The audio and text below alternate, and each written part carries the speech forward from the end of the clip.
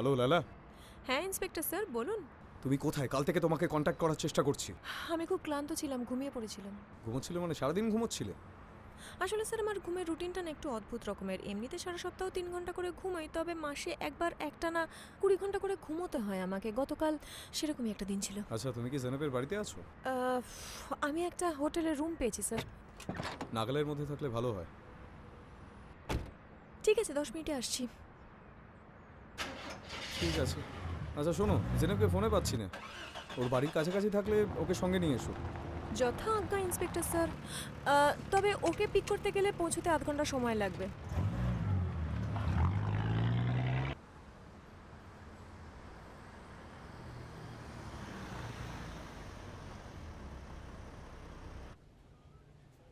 একটা নতুন ইনফরমেশন আছে।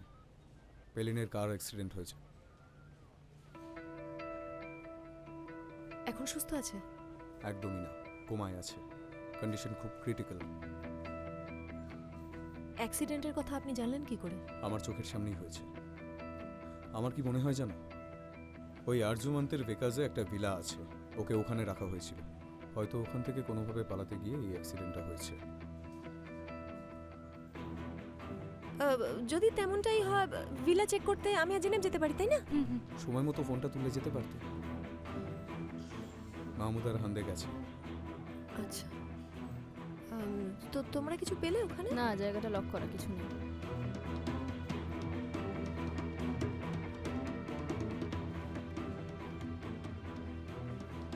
হ্যাঁ,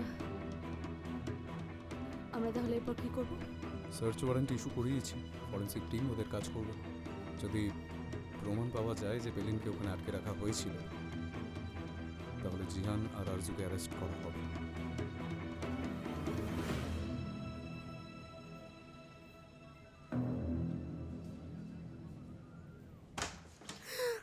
আমি এবার কি করব? ওরা যদি জানতে পারে আমি ওখানে ছিলাম। শান্ত হও, ওরা কোনোভাবেই জানতে পারবে না যে আমরা ওখানে ছিলাম। সব খুনি এটাই ভাবে, কিন্তু হোমিসাইড ডিটেকটিভরা জানে পারফেক্ট ক্রাইম বলে কিছু হয় না। যদি কোনো বডি নাই পাওয়া যায় তাহলে ক্রাইম কিসের? ওরা ওখানে যাচ্ছে শুধু পেলিনের বন্দি থাকার প্রমাণ খুঁজতে, ব্যাস এটুকুই। আরজুমান্ত মারা যেতে পারে এটা কারোর মাথাতেই আসেনি। শুনে স্বস্তি পেলাম আমি। তুমি আগে একটু শান্ত হও। অপরাধী কী কারণে ধরা পড়ে সেটা আশা করি খুব ভালো করে জানো। কি কারণে? প্যানিক করে মিস্টেক করে। পেলিন পেলিন তো ওখানেই ছিল, নিশ্চয়ই সবটা দেখেছে। জানি, আমি ও জানি যদি সেটা। সব বলে দেয় তখন? আমি জানি ও হয়তো সবটাই দেখে থাকবে, কিন্তু আমি কি ঠান্ডা করব রাখো। বুঝতে পারছি না। ওয়াকে কি করে বোঝাবো? কারিমকে কি করে ফেস করব? প্লিজ শান্ত হও, নিজেকে সামলাও। জিহান জানতে আমার পারলে কথা কাউকে শোনো, ছাড়বে আমার না। দিকে তাকাও। আমাদের সবাইকে মেরে জেনেব, ফেলবে, আমরা কি শান্ত করব? হও।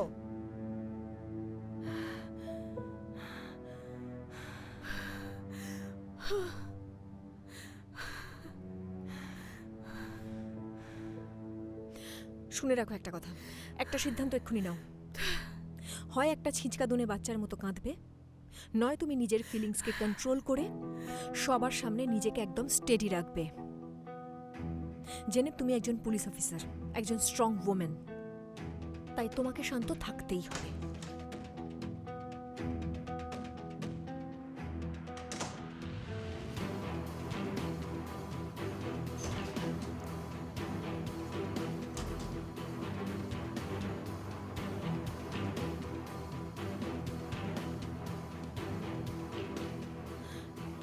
সঠিক সিদ্ধান্ত না নেওয়া পর্যন্ত এখানে থেকো না।